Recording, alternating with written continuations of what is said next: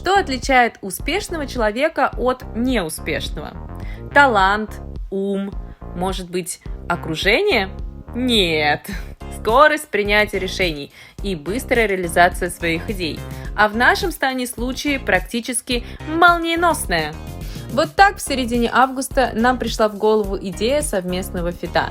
Через неделю мы уже определились с концепцией трека, а в начале сентября первая демка была готова. Далее был саунд-продакшн, съемки сниппета, обложки и подготовка к релизу.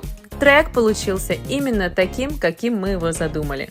Для всех девушек и женщин, которые вступают в новый этап своей жизни, без гнилого прошлого и сожалений по бывшему, и хотят лишь одного – быть счастливой.